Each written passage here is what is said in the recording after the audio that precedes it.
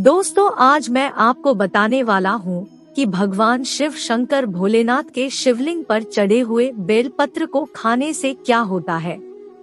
दोस्तों, अगर आपके जीवन में किसी भी प्रकार की कोई समस्या चल रही है, पैसे की कमी है, नौकरी नहीं लग पा रही है, बीमारियों से ग्रसित है या फिर बेटियों की शादी नहीं हो पा रही है, किसी भी प्रकार की कोई भी समस्या है, तो आज के वीडियो में आपकी समस्त समस्याओं का निवारण होगा।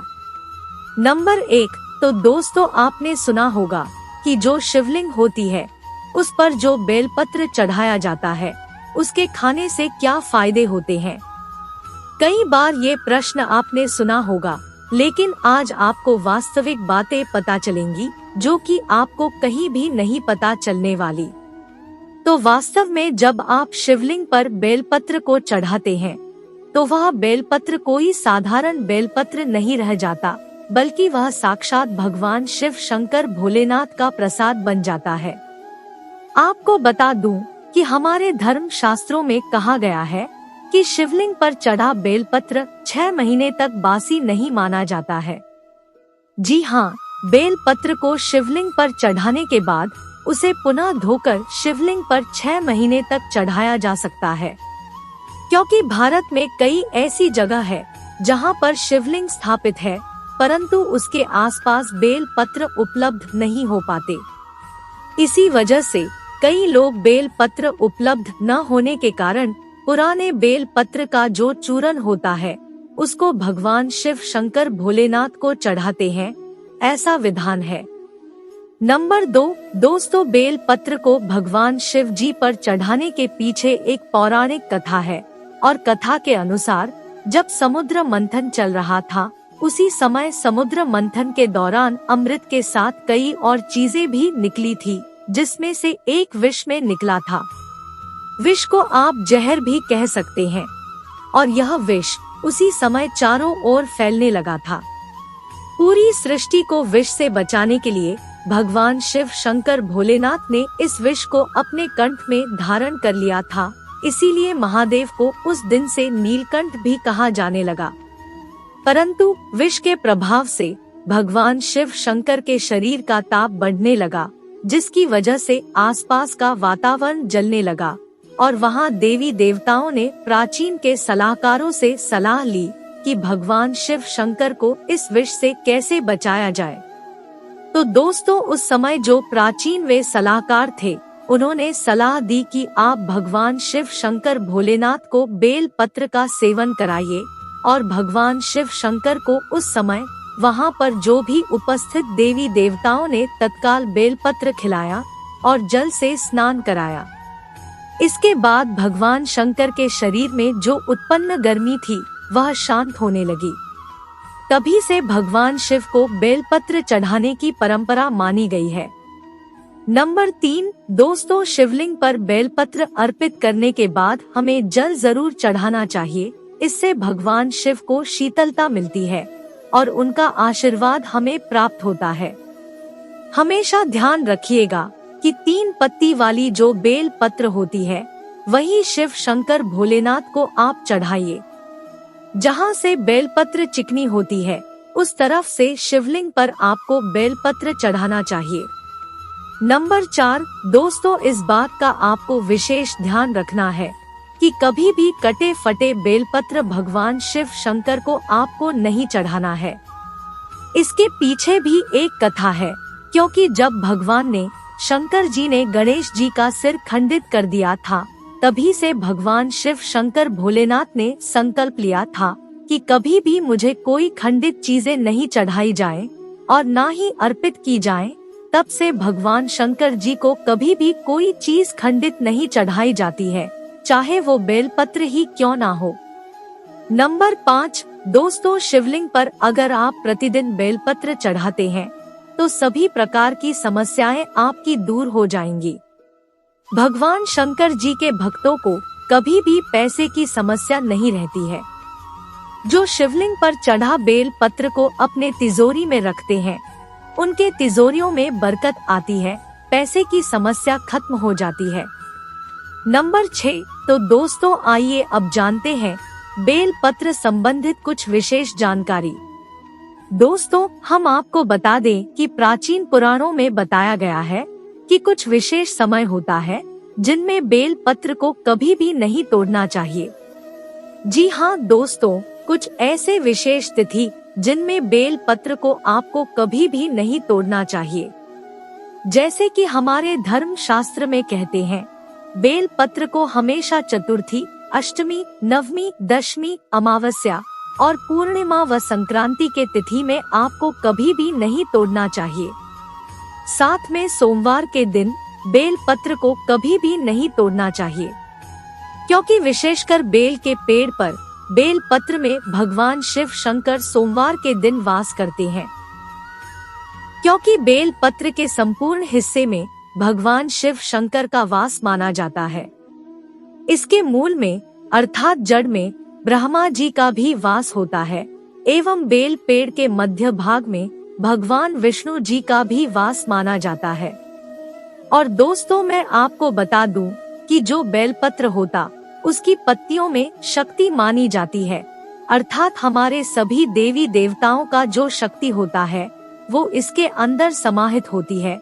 इसीलिए आपको कभी भी सोमवार के दिन बेल पत्र नहीं तोड़ना चाहिए। दोस्तों, इसके अलावा प्रतिदिन दोपहर 12 बजे के बाद भी आपको बेल पत्र कभी नहीं तोड़ना चाहिए। यह हमारे धर्म शास्त्रों में लिखा है। और आप फिर भी 12 बजे के बाद अगर बेल पत्र को तोड़ते हैं तो इससे आपको पाप लगना निश्चित है। नंबर 7 दोस्तों, अब जो प्रश्न आता है कि बेल पत्र की उत्पत्ति कैसे हुई, आइए जानते हैं। तो दोस्तों, स्कंद पुराण के अनुसार एक बार माता पार्वती की पसीने की कुछ बूंदें मध्याचल पर्वत पर जा गिरी। इससे वहां एक पौधा उग आया जो बाद में बेलपत्र के नाम से जाने लगा और बेल पत्र के रूप में पूजनीय हो गया। नंबर 8, आइए अब इस वीडियो में जानते हैं बेल पत्र को खाने के क्या फायदे होते हैं। देखिए, जब बेल पत्र को भगवान शिव शंकर भोलेनाथ जी की शिवलिंग पर चढ़ाते हैं तो वह बेल पत्र सिर्फ एक बेल पत्र नहीं रह जाता है, बल्कि वह भगवान शिव का प्रसाद बन जाता है, जो कि असाध्य बीमारियों को दूर करने में, आपकी पीड़ा को हरने में एवं जीवन में चल रही सारी समस्याओं को दूर करने में सामर्थ्यवान है। क्योंकि बेल पत्र को भगवान का प्रसाद के स्वरूप माना जाता है, इसीलिए वह आपके लिए अमृत जैसा बन जाता है। नंबर 9, तो आखिरकार शिवलिंग पर चढ़े बेलपत्र को नित्य रूप से खाने से क्या फायदा मिलता है और क्या बदलाव आते हैं हमारे जीवन में। दोस्तों, शिव जी पर चढ़ा बेलपत्र को खाने से शरीर के सभी प्रकार के रोग दोष दूर हो जाते हैं। शरीर में जितने भी रोग होते हैं, अगर आप बेलपत्र नित्य रूप से खाते हैं तो आप रोगों से बचते हैं। वात दोष, पित्त दोष, कफ दोष या जो भी 3 प्रकार के दोष बताए गए हैं, और इन्हीं 3 प्रकार के दोषों की वजह से आपके शरीर में अन्य दोष उत्पन्न होते हैं। अगर आप अपने जीवन में बिना रोगों के रहना चाहते हैं तो आपको बेल पत्र का नित्य सेवन करना चाहिए। नंबर 10, आपने देखा होगा कि हमारे जीवन में कई लोग होते हैं जो मीट, मछली, मुर्गा जैसे तामसिक भोजन कर लेते हैं, शराब पीते हैं, चैनी, खैनी, गुटखा, तंबाकू, ये सब चीजें जो होती है उसका धारण करते हैं, परंतु एक समय के बाद उन्हें यह लगता है कि जो वह खा पी रहे थे वह गलत चीज था, परंतु अब वह यह जो पाप कर चुके हैं उसको कैसे खत्म करें। तो दोस्तों, मैं आपको बताना चाहूंगी, नित्य कम से कम, ज्यादा नहीं तो 1 महीने में 10 से 15 बार अगर आप भोलेनाथ भगवान शिव शंकर पर चढ़ा हुआ बेल पत्र का प्रसाद धारण करेंगे तो जो तामसिक गुण होते हैं वो पूर्णतः आपके शरीर से खत्म हो जाएंगे। आपने कभी भी मीट, मछली, मुर्गा इस प्रकार का कुछ भी सेवन किया है, आपने शराब पिया है, आप इस पाप से मुक्ति पाना चाहते हैं तो आपको नित्य बेल पत्र का सेवन करना अत्यंत आवश्यक है।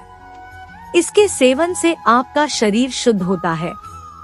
आप अपने अशुद्ध शरीर को पूर्ण रूप से स्वस्थ बनाने के लिए पूर्णता संपन्न पा जाते हैं। आपको भगवान शिव शंकर भोलेनाथ के इस प्रसाद को ग्रहण करना अत्यंत आवश्यक है। आज से ही शुरू कर दीजिए। नित्य 5 बेलपत्र खाइए, 3 सुबह और 2 शाम में खाइए।